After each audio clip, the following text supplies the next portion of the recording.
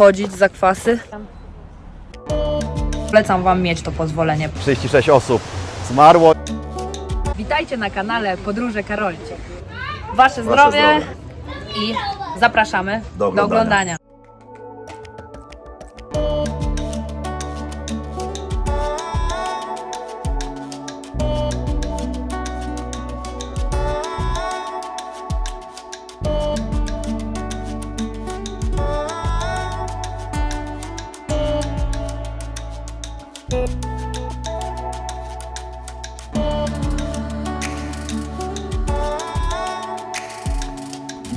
Dobra, słuchajcie, kierowca nas podwiózł.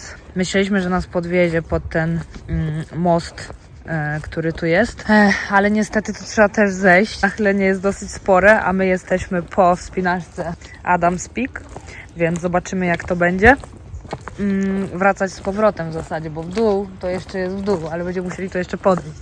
Ale wiecie, jak to jest. Może czasem lepiej jest rozchodzić zakwasy, niż czekać, aż same przejdą.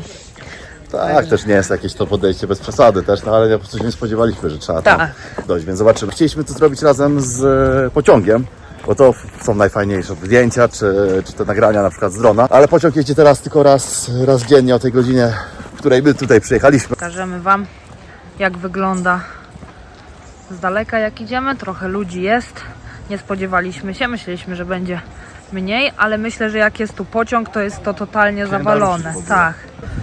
No więc jakbyście chcieli tutaj sobie na moście zrobić zdjęcie samym, no mogę wrzucić Wam, pokazać, jak wygląda, jak mi Kuba zrobił, ale czy jest to jakieś spektakularne, to nie wiem. Jest bardzo dużo ludzi, więc ciężko jest zrobić na pewno tutaj na moście samym dobre zdjęcie. Dobra, zobaczcie, tu jest most i tu macie zejście tam do tych herbat na dole i zejdę Wam pokazać, bo my zrobiliśmy to na szybkości, ponieważ tam jest kolejka do tych herbat.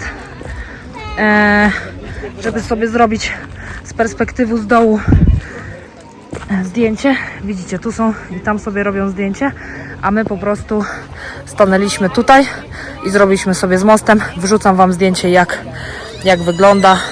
Także myślę, że nie warto czekać tam sobie w kolejce na dole, aż sobie ludzie zrobią zdjęcie. Jeśli chcesz zobaczyć więcej takich miejsc, zostaw subskrypcję.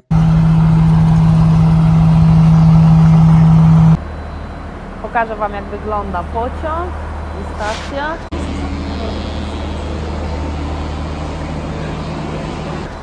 Tak to wygląda. I siedzimy w klasie drugiej. Jest sympatycznie całkiem. Jest toaleta też widać tam, więc naprawdę jest sympatycznie. Dwuosobowe miejsca. Ruszamy. Trzeba przyznać, kochani, że widoki na trasie są niesamowite. Wspaniale to wygląda. Zobaczcie, miasto na dole. Mega. Jeżeli macie okazję, to naprawdę polecamy przejażdżkę pociągiem. Super doświadczenie.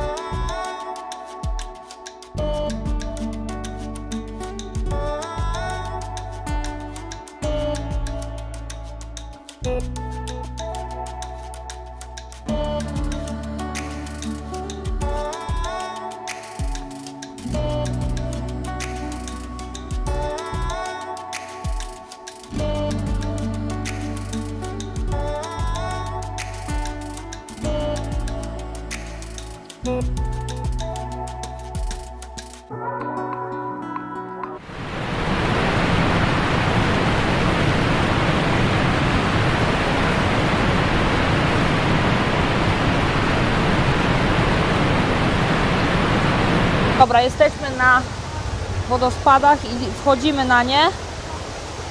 Więc widzicie, tu jest trochę ciężej, więc muszę uważać, żeby się nie wypierniczyć. Tak, tam była informacja, że 36 osób zmarło i trzeba uważać, więc brzmi zachęcająco. Brzmi zachęcająco, żeby tu wchodzić i odwiedzać bardzo.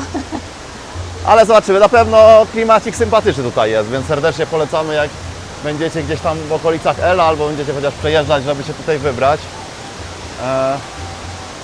No i tak, tuptamy. Tuptamy, ale zdecydowanie jest klimat. No jest klimat, trzeba przyznać. No i co? Kuba prawie już spadł. Tak, tak.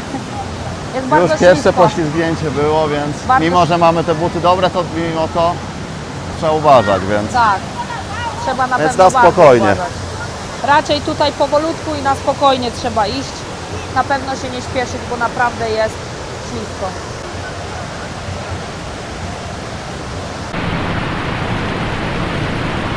To by było na tyle. Tak, takie miejsce 10-15 minut, to my jeszcze lataliśmy dronem, więc trochę więcej. Ogólnie widok spektakularny. Też ogólnie ta woda jest taka, tak wygląda, że zachęca mocno do kąpieli. Jeszcze sprawdzę, słuchajcie, czy zimna. Taka wcale nie aż tak bardzo zimna, bym powiedział, jak na to, że to jednak jest wodospad, tak? czyli rzeka. No, ale jest napisane, że nie można się kąpać, więc nikt się nie kąpie. Chociaż na pewno znalazły się asy, które ryzykowały i właśnie nie żyją, więc... No bym tak. obstawiała. Więc ogólnie nasza rekomendacja, nie przychodźcie tutaj w klapkach, bo Tak jak tu dziewczynka. bo można się zabić generalnie, więc raczej proponuję normalne buty założyć mimo wszystko. Te dają radę, ale i tak uważajcie, bo i tak jest ślisko.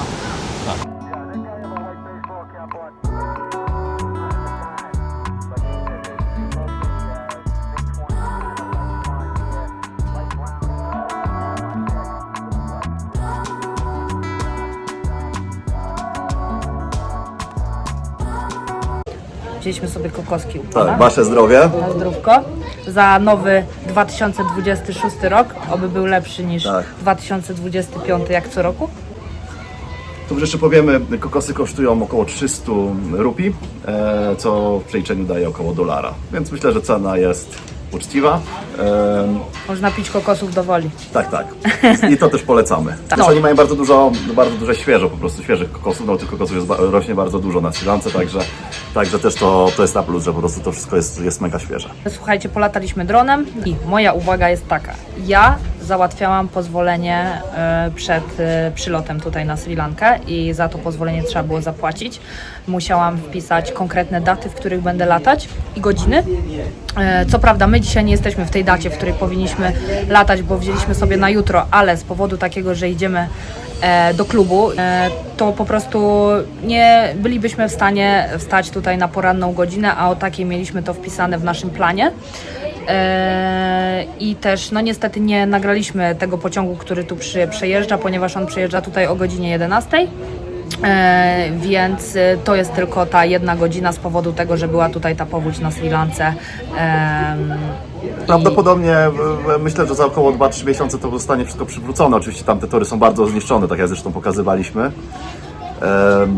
No ale na ten moment jeżdżą tylko raz dziennie, także po prostu logistycznie nie będziemy w stanie tego uchwycić. A szkoda, bo myślę, że to jest najpiękniejszy moment, ale sam most w sobie też robi wrażenie. Teraz jest dużo ludzi, obstawiam, że po prostu w sytuacji takiej, kiedy jest ten pociąg, no to tych ludzi jest po prostu nieprawdopodobna ilość. Więcej. Też my jesteśmy w sezonie, więc wiadomo, że tych ludzi jest bardzo dużo. W ogóle jeżeli chodzi o Elę, to jest bardzo turystyczne miejsce i tutaj po prostu ludzi jest zdecydowanie więcej niż w poprzednich miejscach, w których byliśmy. Także to widać, to się czuje. Też tych miejsc takich stricte zachodnich, powiedzmy, jest znacznie więcej, no i automatycznie ceny wszystkiego są zdecydowanie wyższe.